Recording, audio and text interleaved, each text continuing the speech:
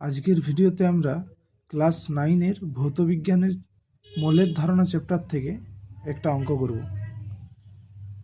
দেখো, 9 গ্রাম জলে অণুর সংখ্যা নির্ণয় করতে হবে। আমরা জানি 1 গ্রাম অণু বা 1 মোল পরিমাণ যে কোনো পদার্থে 6.022 × 10⁻23 সংখ্যক অণু থাকে। তাহলে প্রথমে আমাদেরকে জলের আণবিক ভর নির্ণয় করতে হবে, অর্থাৎ মোলার ভর।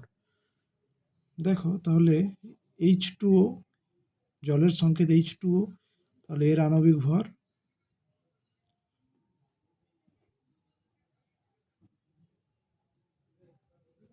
সমান H2 মানে 2 × হাইড্রোজেনের পারমাণবিক ভর 1 প্লাস অক্সিজেনের পারমাণবিক ভর 16। তাহলে দুটো হাইড্রোজেন, তাই 2 × 1 প্লাস একটা অক্সিজেন মানে 16, তার মানে 18। তাহলে জলের আণবিক ভর হলো 18। তার মানে এটার থেকে আমরা লিখতে পারি যে 18 গ্রাম জলে অণুর সংখ্যা কত? ওই 6.022 × 10⁻23।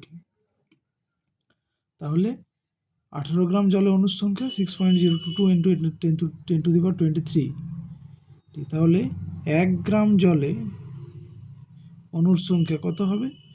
6.022 × 10⁻23 / 18।